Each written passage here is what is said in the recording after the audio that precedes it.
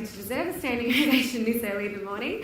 I feel really privileged to be here, and I love talking particularly to young professionals, school-aged people and people up to, I think there's 24, 25-year-olds here. I was 21 when I read a book that really just changed my life. It literally changed my world. And I'm going to take you on that journey, and I'm also going to talk to you a little bit about the issue of human trafficking.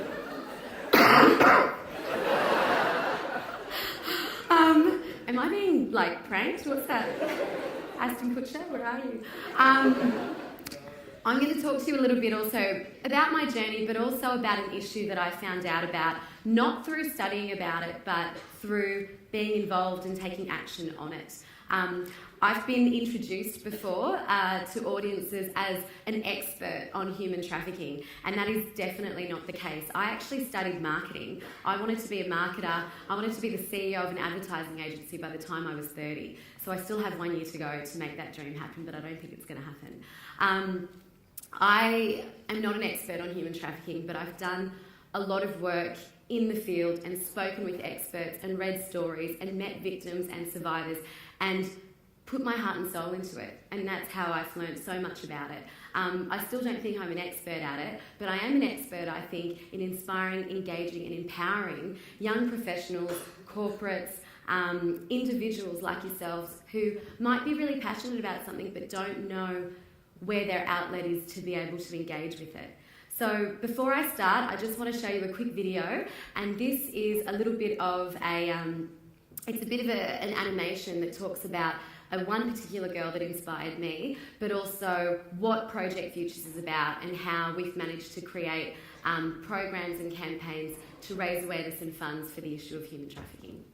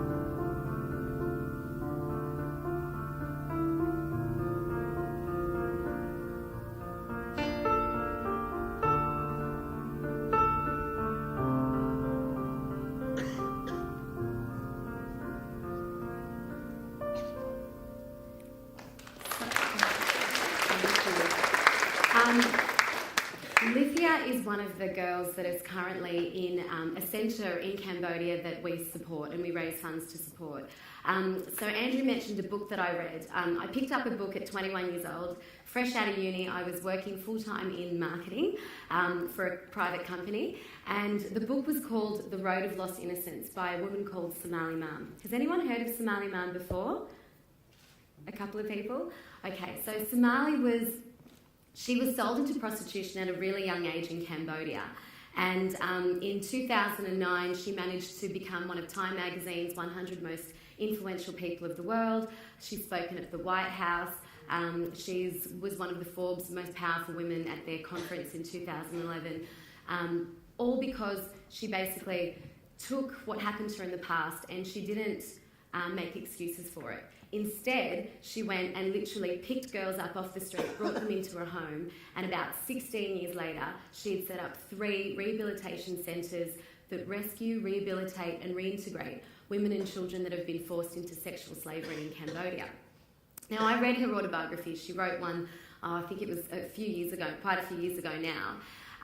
Just as a young person, I love who loves non-fiction? Who loves biographies, autobiographies, anything like that? I love them. Yes, I've read Twilight and all of those other things, but this book, something about it just really hit me in the face. I think it was non-political. It was literally just this woman getting up and telling her story. And I know you've probably heard throughout this conference how much the power of story can just really inspire people, and it can motivate them to do things that they never thought they could do. And Somali's story really inspired me.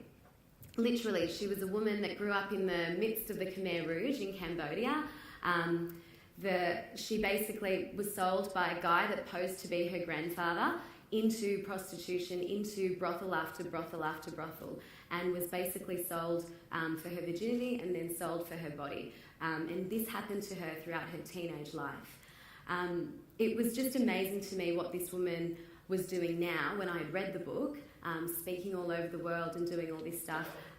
But she had never had any formal education. She had never had any training or anything like that. She literally was just going around and telling her story.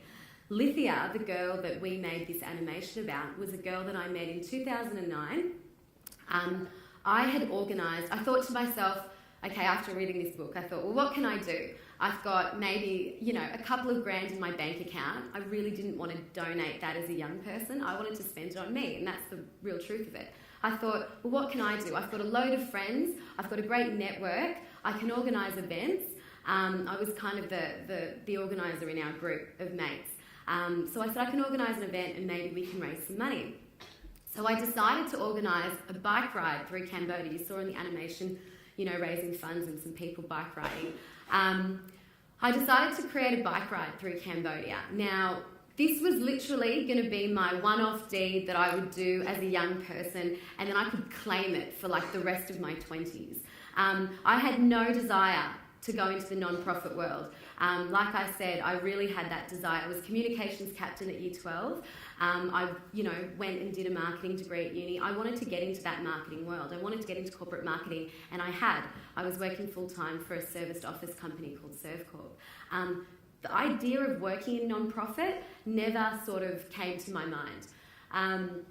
But I thought, well, as an extracurricular activity, I can definitely do something about it. So what I did was I decided to organise a bike ride through Cambodia. Who's heard of these bike rides? Like you kind of raise funds, you go on this bike ride through Asia. Okay, so a lot of you have heard of that. So it's a really simple concept. So I thought, well, I've got a lot of friends that love cycling. I'm a sporty kind of girl. I love doing that. I thought, I want to go to Cambodia. I've never been there before. Let's do something sporty and let's raise funds in the process. It's kind of like a win-win-win-win, right? So I thought, I at least might have a couple of friends that would do it with me. I literally thought I'd be doing it with like 2 of my friends. I set up a website, which was really easy through the help of a friend. I wrote an information pack kind of going, okay, this is what I'm planning to do. Who wants to join me? I contacted a travel agency that was specialised in these kind of things, and I spoke to them about how it all works and so forth. So they give me a cost per person of what it costs to actually go to Cambodia and organise these cycles. And then I could put a fundraising minimum on top. So we decided it was $5,000, and around $2,000 went towards the cost, and then $3,000 went towards the charity. So we kind of packaged that up, and throughout the next year, because we kind of gave ourselves a year timeline to be able to raise the funds, because we weren't doing it full time, raise awareness, get more people involved.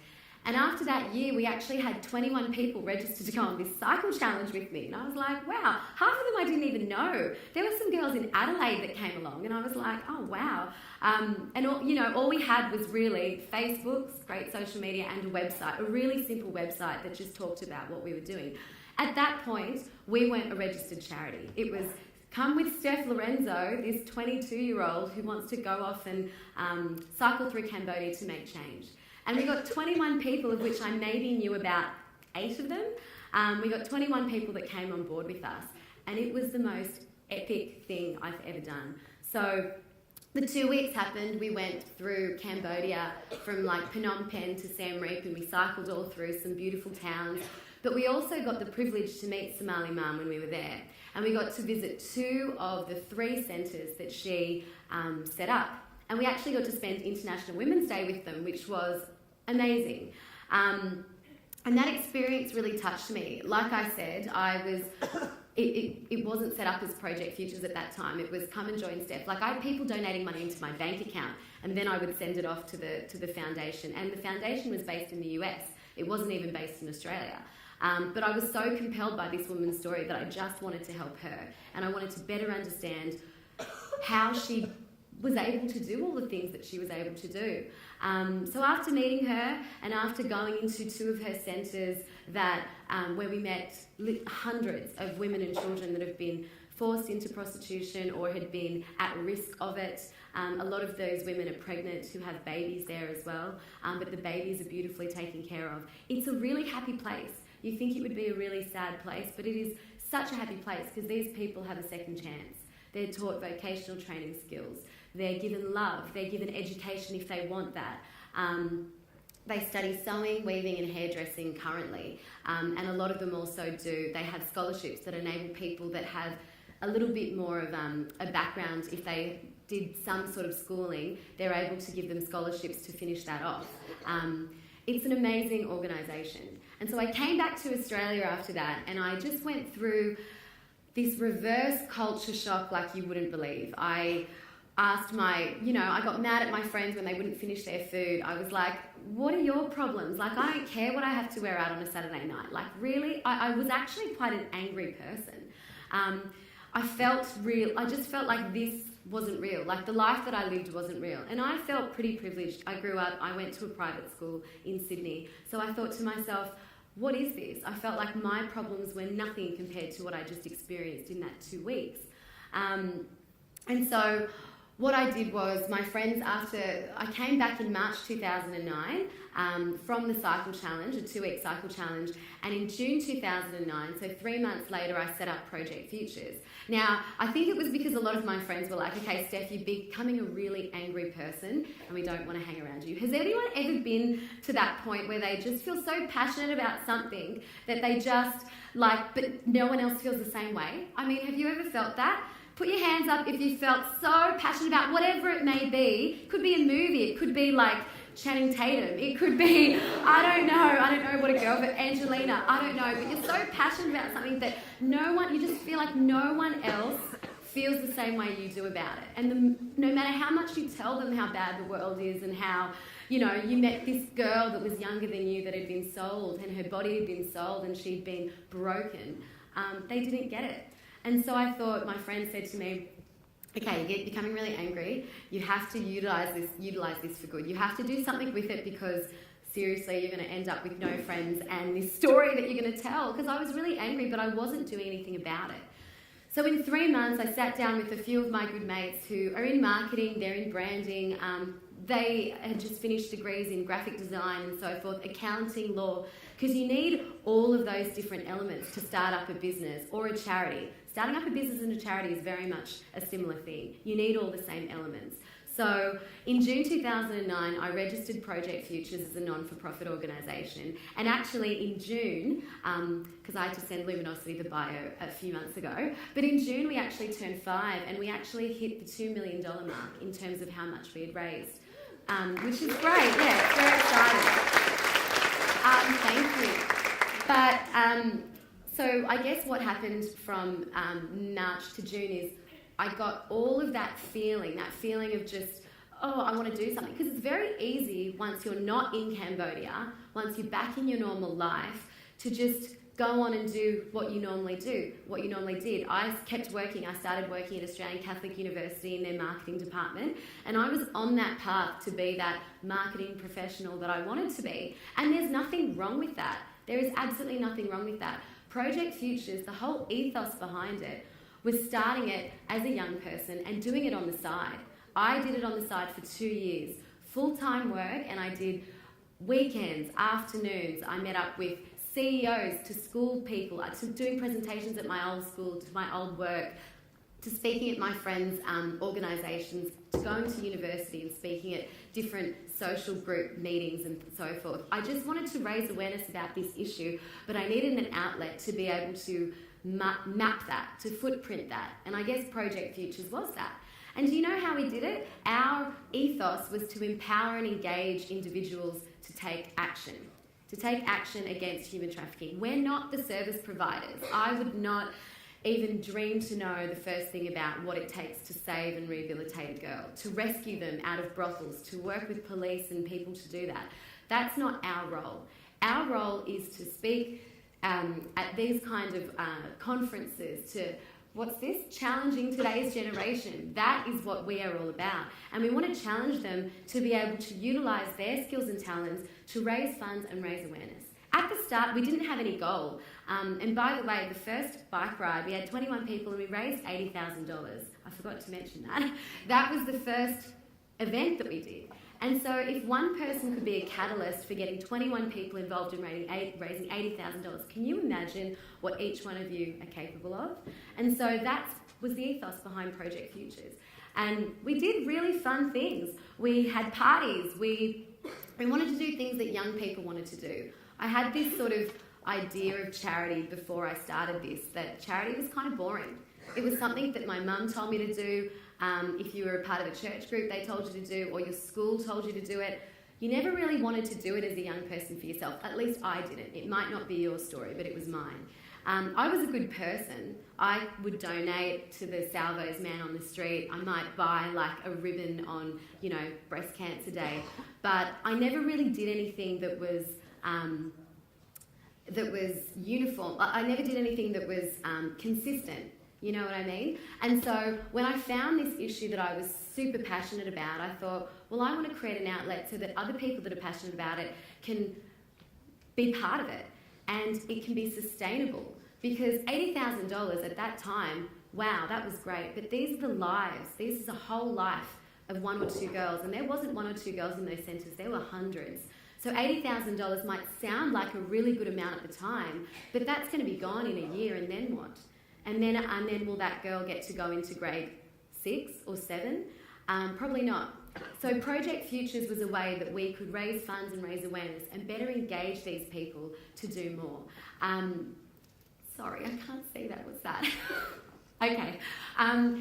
So that's what it was. Anyway, the first big event that we did was a mad party. We actually just created a cover charge through a club, and we worked with that club, and we raised, I think it was $7,000 that night by young people who would go to a club anyway on a normal Friday and Saturday night, but come to Project Futures, meet like-minded young people, and know that your drinks over the bar or the cover charge over the bar doesn't go into the pocket of a Justin Hems. It goes into the pocket of a charity, and a charity that's trying to do good for some of the most vulnerable people in the world.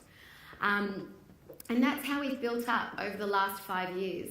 We create events, campaigns, we do school presentations. We actually do a schools cycle challenge. I just came back from Cambodia on Friday, and we took 27 parents and students from a school in Sydney, from 2 schools in Sydney, and we took them on our cycle. We've done 12 of these cycle challenges since 2009, and we've managed to raise, as I mentioned, over $2 million to date. for victims and survivors of trafficking, not just in Cambodia as well. Andrew mentioned that human trafficking isn't just subject to third world countries, and that's very true. In 2011, Project Futures partnered with the Salvation Army, who, some people don't know this, but they actually have a safe house for trafficked women in Sydney. And a lot of people don't know this, and these women aren't necessarily sold into the sex trade. Some of them are actually sold into cleaning. Some of them are sold into hospitality. Some of them are exploited so badly for their labour in manufacturing and other areas that this industry is much bigger than what I had realised it through Somali's story. It is so much bigger. And to date, I think we've raised over around $200,000 just for the salvos, which is amazing. So we decided to partner with the salvos on a bigger level and let people know that this issue is actually not just prone to countries like Cambodia, Philippines, Thailand, Africa, India. It actually is happening right here in your own backyard. And we're not talking about people that are just paid really low for their work. We're talking about exploitation. We're talking about women that have to start at 6 in the morning and end at like 11 o'clock at night. They don't get food, they get their travel documents taken away. You think, how does this happen? That's the first thing I thought before I met these women. I was like, how does this happen? You live in Australia, we have laws, we have, maybe not the best politicians, but we have these sort of systems that are in place to support these people. But the problem is they're vulnerable. The problem is they're not from Australia. They haven't grown up in this beautiful country. They've grown up in countries where you cannot trust police. They've grown up in countries where it is so poor and so corrupt and they don't have skills. They don't have the skills that we have. They don't even know their rights. So it's very easy to manipulate. It's very easy to manipulate someone that's very vulnerable. And that's unfortunately what's happening, and that's what the human trafficking trade is. So in 2011, we partnered with the Salvation Army in Australia, and we also partnered with Childwise, and we've become one of their largest funding streams. Can you imagine? I mean, we don't go to philanthropists, and we don't raise $500,000 through someone handing a check over. We do it this way. We do it by encouraging and engaging people to come into city to surf with us, go and do triathlons, raise money that way, do a birthday for Project Futures, support us by having a birthday, and instead of presents, create a donation. And it doesn't matter if you raise $50 or $50,000, but what matters is you're taking action, and collectively you can track your impact with these organisations that we support through our work. Because I believe in long-term sustainability, and we want to better understand how these women and children are being served by what we're doing. I'll tell you a story just to finish this off, because I know there might be questions. Lithia, the girl that was in that animation. Lithia is now...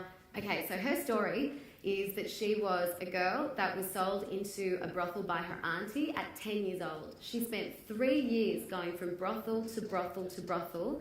She actually was trafficked from Vietnam into Cambodia. So she couldn't speak Khmer, which is the Cambodian national language. She was Vietnamese. She was lighter in skin, so she was actually known as, I guess, being prettier in Asia. If you've got dark skin, you're not worth much.